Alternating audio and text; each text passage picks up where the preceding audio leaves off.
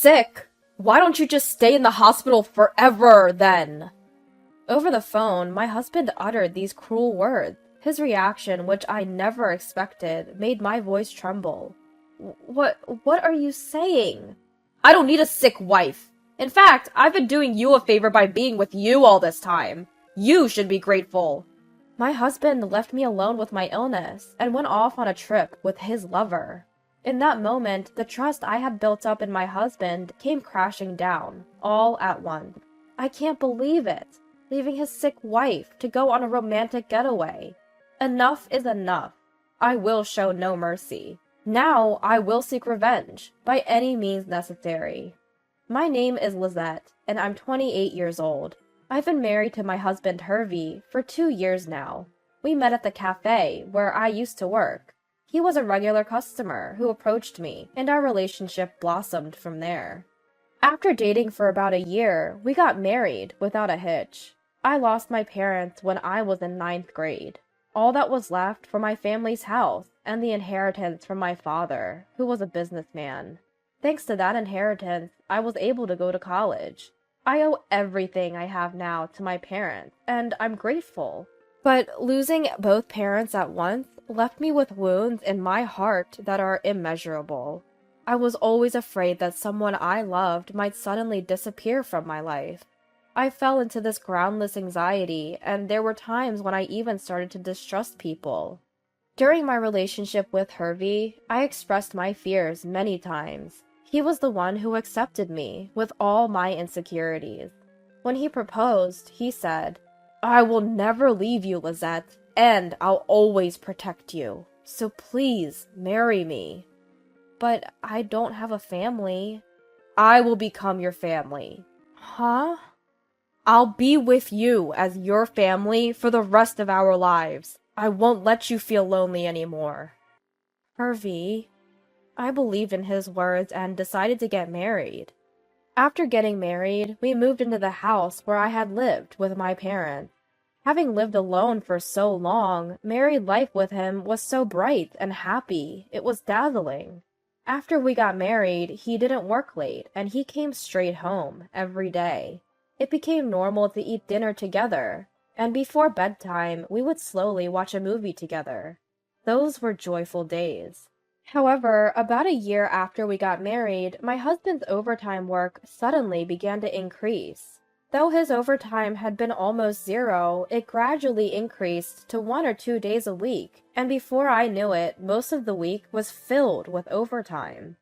2 months later, business trips were added, and our time as a couple drastically decreased. Dinner became a daily routine that I ate alone. At first, I endured it, but unable to bear the sudden change in our lives, I decided to open up to my husband. Hey, Hervey, don't you think you've been working late too much lately? Sorry about that. Work's been piling up recently. But you hardly worked late even a few months ago. And then there's that business trip the other day. I'm working hard for you, Lizette. To hear you say that, it's honestly a shock.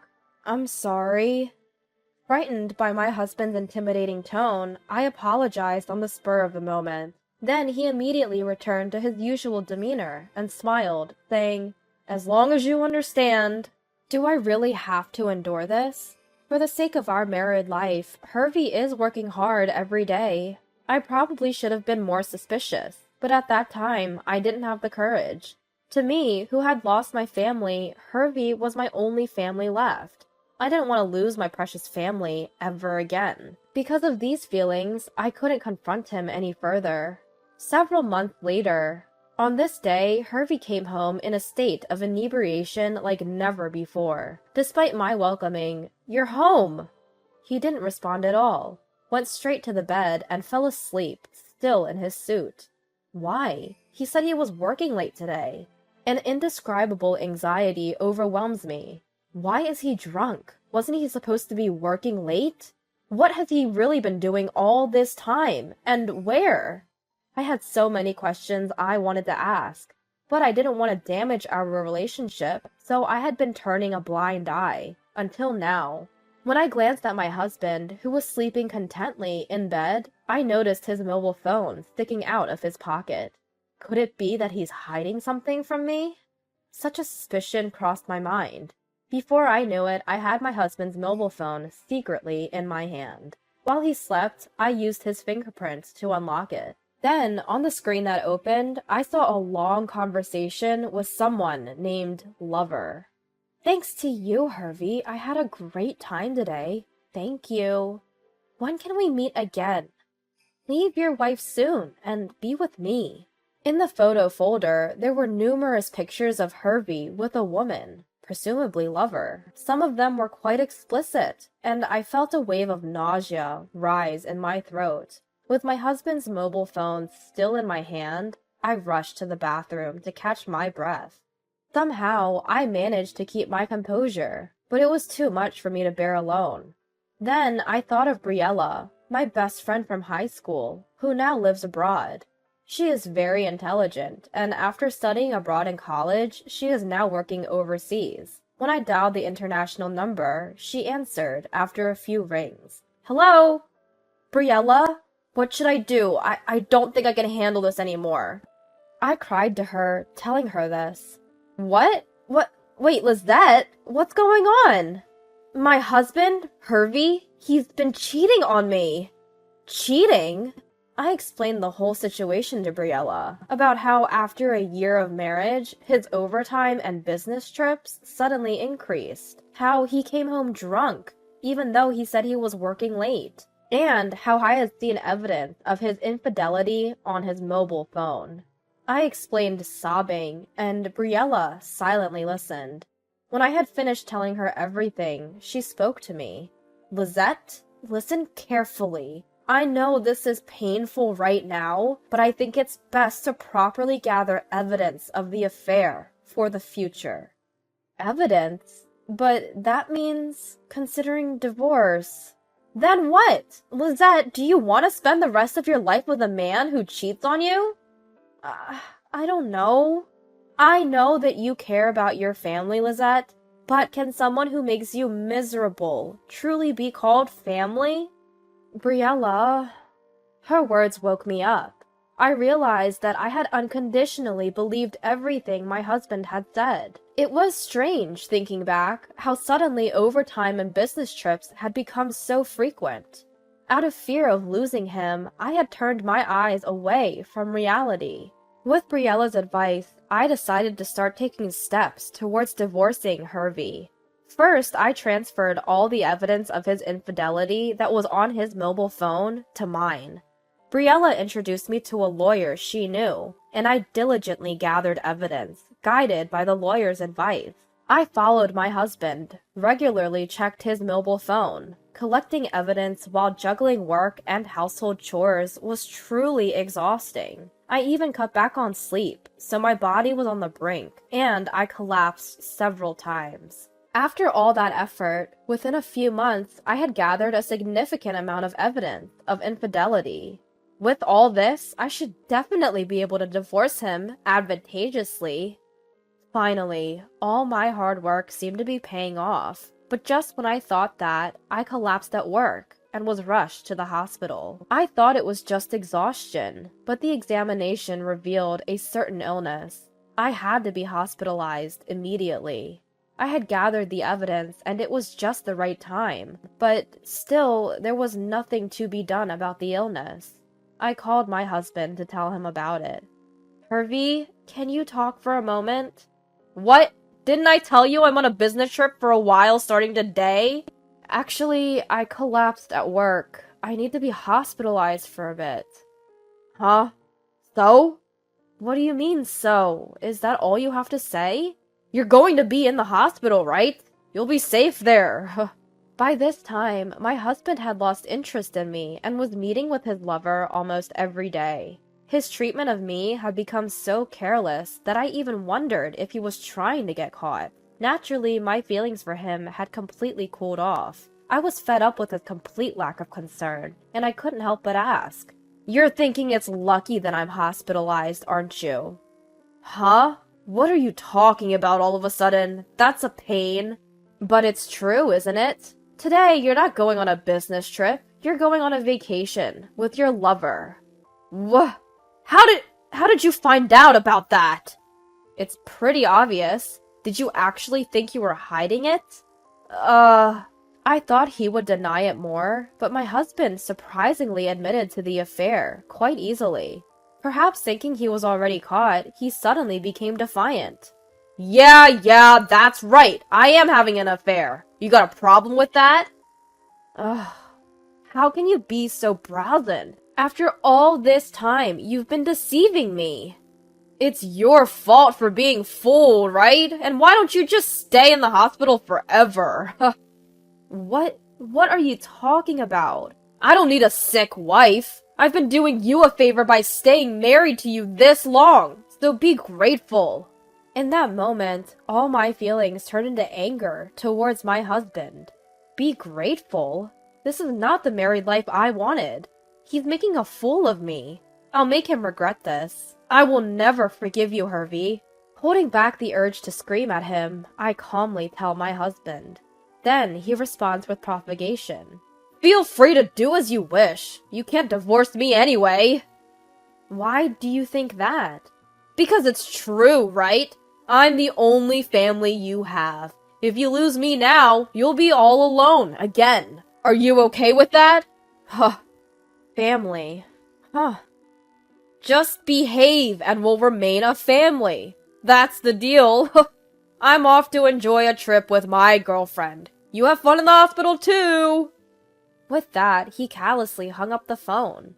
At that moment, a sweet, syrupy woman's voice could be heard through the phone, saying, "Are you done yet?" Perhaps he doesn't feel the need to hide it anymore. Even if his affair is exposed, he thinks I can't move forward with a divorce. Don't underestimate me. If he thinks that just by using the word family, he can fool me so easily, he's sorely mistaken. If you're feeling that way, just know that I have thoughts of my own. As I was filled with determination, I received a call from Briella, perfectly timed. I quickly explained the content of the previous conversation. So, that's the situation. Hervey seems to think I can't divorce him. What? Seriously? How much more can he belittle you? I know, right? Well, I'm planning on getting a divorce. The biggest problem is what to do after the divorce. What do you mean? You see, and Briella probably knows this too, the house I'm living in now is mine. So even if I divorce him, I don't know if he'll leave right away, and since he knows the address, he might come back. I see. After a moment of thought, Briella excitedly exclaimed, "That's it! Hey, Lizette, I have a great idea." Huh? I opened my eyes wide at the idea that came out of her mouth. But now, I don't have time to hesitate. I accepted her proposal and decided to proceed with the plan simultaneously with the hospitalization. A few days later, today is the day Hervey comes back from his trip with his lover. I, who had already been discharged from the hospital, had been eagerly awaiting his reaction. As expected, I got a call from Hervey in the afternoon. Hello? When I calmly answered the phone, he suddenly raised his voice in anger. Hey, you! What's going on here? What do you mean, what's going on? Inside the house! Everything is gone except for my personal belongings, isn't it? Yes, that's right. Is there a problem with that? What? Where did you take all the furniture and appliances? You didn't sell them to get back at me, did you? Of course not, silly. I moved them to my new place. What? A new place? The word new place seemed to surprise him quite a bit. I guess the idea of me moving out on my own never crossed his mind. Hervey continued to blame me in a strong tone. Don't mess with me! You can't just move out on your own! We need to talk first. Tell me the address. Huh? No thanks. What do you mean? Are you saying it's fine if I don't come back? Yes, it's fine. What? I don't want to see you anymore, so I moved out, quietly. Oh, by the way, I've already sold the house. Please move your stuff out by the end of the month. What are you saying? You still don't get it? I'm saying, let's get divorced. Finally, I laid the divorce on him. My husband seemed quite confused, repeating words I couldn't quite make out over the phone. Whether it was my bringing up the divorce that bothered him, he eventually started lecturing me in an arrogant tone. Do you really think it's okay to say that? Divorce means our family will be gone, you know? I know, but we haven't been a family for a while now, have we? Don't mess with me! I've always been with you as a family. As a husband! If you insist on divorce, then pay me compensation! Huh? Compensation? Do you even know where you stand? If anyone's paying compensation, it's actually you, okay? Huh? It's not huh. Just so you know, I have more than enough evidence of your affairs. Of course, I'll demand as much compensation as possible from your lover, too. My husband's voice suddenly became very small over the phone, and I could feel his panic. Realizing that he was the one who would be demanded to pay compensation, he quickly changed his attitude and began to plead. Wait, please, I was wrong. Yes? I'll break up with her.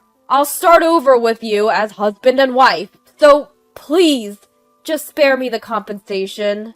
My husband is pitifully begging, repeatedly saying, "Forgive me."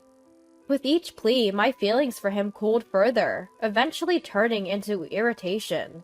As if to completely sever my attachment to my husband, I shouted out loud, "Enough! You've cheated on me over and over, making a fool of me, and now you say forgive me? Don't kid yourself. I no longer think of you as family. You're the worst kind of man, cheating on your sick wife.